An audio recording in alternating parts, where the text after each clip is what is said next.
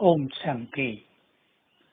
जरा अपने भाग्य को देखकर परम आनंद की ओर चलें।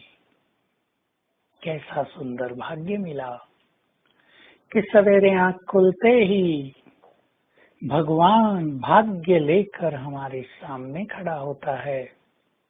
स्वयं भाग्य विधाता प्रजापिता ब्रह्मा हमारा आह्वान करते हैं, आओ बच्चे, राज्य भाग्य तुम्हारे लिए है, मुझसे ले लो। और वरदान देने वाले बाबा हम सभी को अपने साथ रखते हैं, बुलाते हैं, बैठाते हैं, तिलक लगाते हैं और कहते हैं, बच्चे बाप से रोज ब्रह्म मुहूर्त में मन चाहा वरदान ले लो। अपने भाग्य को जरा देखें तो सही। छोटी छोटी बातों के चिंतन से अपने इस महान भाग्य को भूल न जाएं, जिसके दर्शनों के लिए भक्त तरस रहे हैं, पैदल चल रहे हैं मीलों मील। वो स्वयं हमें सब कुछ देने के लिए तत्पर है, प्रस्तुत है। लेंगे?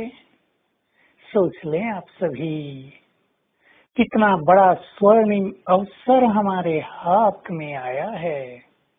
तो रोज सवेरे उठें अवश्य, सवेरे के समय को महत्व दें और ये कार्य वही कर सकेंगे जो रात को अच्छे अभ्यास करके सुंदर लक्ष्य बनाकर सोएंगे कि सवेरे मुझे बाबा से इस तरह मिलन मनाना है, ये वरदान लेना है, संसार को देना है, सुंदर समय होगा, हम भगवान से मिलेंगे, उससे बातें होंगी, अपने दिल का हाल सुनाएंगे, उसके प्यार की दिव्य अनुभूतियां करेंगे।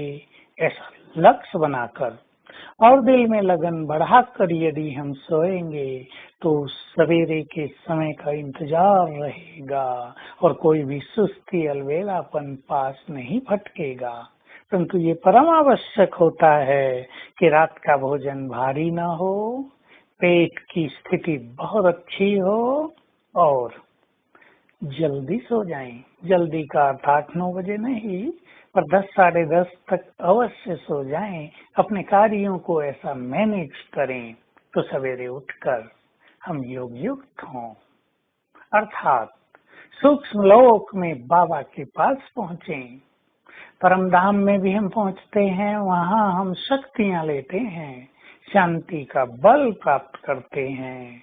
लेकिन सूक्ष्म लोक में जो बाप दादा का कार्य करने का प्लेटफॉर्म है, वर्ल्ड स्टेज बनी हुई है, वो वर्ल्ड को बदलने के लिए, जहाँ से सर्वशक्तिवान अपने कार्यों का संचालन कर रहे हैं, पहुँचे वहाँ बहुत गुड फीलिंग में सामने बाप दादा हैं, बिल्कुल क्लियर दिखाई दें हमें वे और हमारा आह्वान कर रहे हैं, दृष्टि दे रहे हैं और बहुत प्यार से पहुंच जाएं बाबा के पास गले मिलने